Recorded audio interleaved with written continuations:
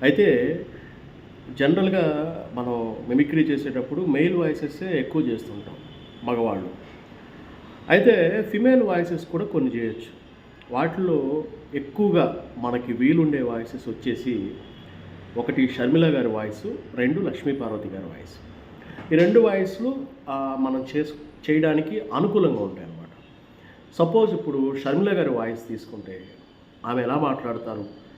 అంటే వాయిస్ మనం మార్చడం చాలామంది మాట్లాడతారు షర్మిల గారి వాయిస్. ఏమమ్మా, ఎలా ఉన్నారు? బాగున్నారా? ఏంటి సంగతి? ఏమి కథ? ఇలా వాయిస్ మనం మాట్లాడొచ్చు. అయితే వాయిస్ కన్నా ముఖ్యంగా ఆమె మాడ్యులేషన్. ఆమె ఎలా మాట్లాడతారంటే ఒక మాట మాట్లాడిన తర్వాత దాన్ని మళ్ళీ రిపీట్‌గా మాట్లాడతారు. అది పట్టుకోగలగాలి.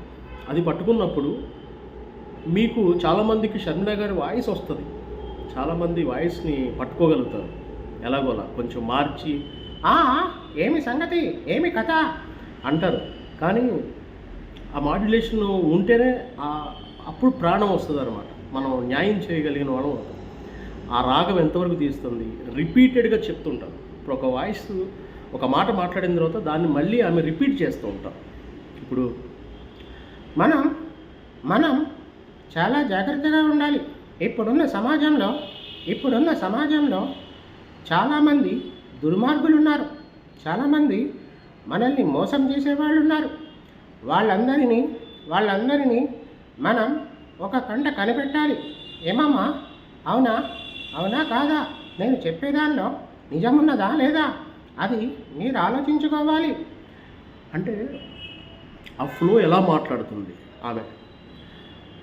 రిపీటెడ్‌గా మళ్ళీ రెండోసారి ఎందుకు చెప్తుంది? అంటే ఒక మాట చెప్పిన తర్వాత మళ్ళీ దాన్ని, అంటే వీళ్ళు విన్నారా లేదా, బలంగా విన్నారా లేదా అని చెప్పడానికి రెండోసారి మాట్లాడుతుంది. అది గనక మనం క్యాచ్ చేయగలిగితే అక్కడ ఆమె ఒక ఆమెకంటూ ఒక ఇది ఉంటుందన్నమాట. ఒక మాడ్యులేషన్ ఉంటుంది. అందులోనే మాట్లాడతారు. ఎవరైనా సరే, ఎవరి మాటలో అయినా సరే ఒక రిథమ్ ఉంటుంది అక్కడ. అలా జరిగి ఉండకపోతే వేరేది ఏదైనా కావచ్చు. కానీ నాకు జరిగిన అన్యాయం అంతా ఇంత కాదు. ఎందుకు చెబుతున్నానంటే మీరు ఆలోచించుకోండి. ఇట్లా ఆమె ఒక ఫ్లో మాట్లాడుతుంది. ఒక టెంపోలో మాట్లాడతారు.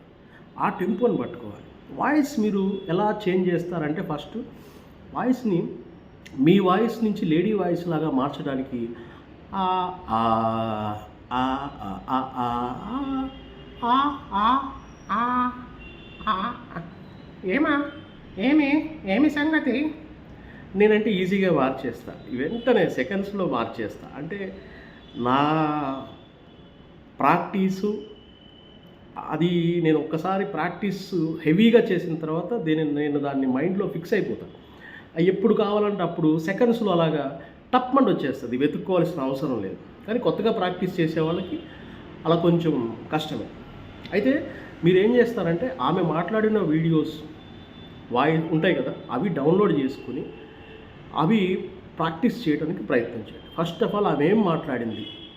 ఆమె చాలా ట్రోల్స్ కూడా అయినాయి పాదయాత్ర గురించి ఆమె మాట్లాడినప్పుడు. పాదయాత్ర అంటే ఏంటో తెలుసా మీకు? పాదయాత్ర అంటే పాదాల మీద నడిచే యాత్ర. పాదాల మీద నడుస్తున్నప్పుడు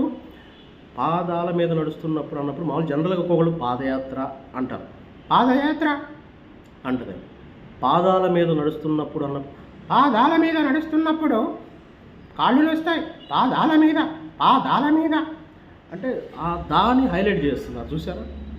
ఇలాంటివి కొన్ని అక్షరాలని ఆమె హైలైట్ చేస్తారు. అది మనం గుర్తించగలగాలి. చాలా ఉంటుందండి. ఒక కళాకారుడిగా ఒక వాయిస్ని పట్టుకోవడం అంటే అంత ఈజీ కాదు. జనరల్గా అది దేవుడిచ్చిన అదృష్టం అనే అనుకోవాలి.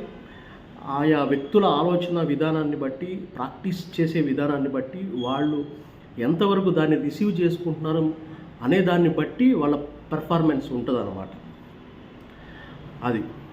సో అలా ఆమె పాదాల మీద చేసే యాత్ర. అప్పుడు కాళ్ళు నొస్తాయి, చేతులు నొస్తాయి, కడుపు నొస్తుంది, ఎన్నో ఇబ్బందులు ఉంటాయి. అవన్నిటిని అధిగమించి ముందుకు వెళ్ళాలి. చూసారా, నేను ఈజీగా మాట్లాడేస్తా, ప్రాక్టీస్ చేశాను కాబట్టి. మీరు అలా ఇలా అలా అలా అలా అట్లా ప్రాక్టీస్ చేయండి, ఖచ్చితంగా రీచ్ అవుతారు. ఓకేనా ఫ్రెండ్స్? ఏమైనా డౌట్స్ ఉంటే నాకు కామెంట్స్లో పెట్టండి. ఇవాళకైతే షర్మిల వాయిస్ నేర్చుకున్నారు కదా, అదే విన్నారు కదా, ప్రాక్టీస్ చేయండి. మీకు వచ్చిన వాళ్ళు కామెంట్ పెట్టండి. నాకు ఆల్రెడీ షర్మిల వాయిస్ వచ్చాను అన్న వాళ్ళు కామెంట్ పెట్టండి. ఈ వీడియో చూసి ఎవరైనా నేర్చుకుంటే ఎంతో కొంత మీకు డిక్షన్ కానీ ఇది కానీ ట్రై చేసి ప్రాక్టీస్ చేసి ప్రయత్నం చేయండి, తప్పకుండా వస్తుంది. అది మనకి వచ్చినప్పుడు ఒక వాయిస్ మనలో యాడ్ అయిపోతే ఇక అది ఎప్పటికీ ఉండిపోతుంది అన్నమాట. అది మనకి చాలా ఉపయోగపడుతుంది. ఓకేనా ఫ్రెండ్స్? Thank you, bye.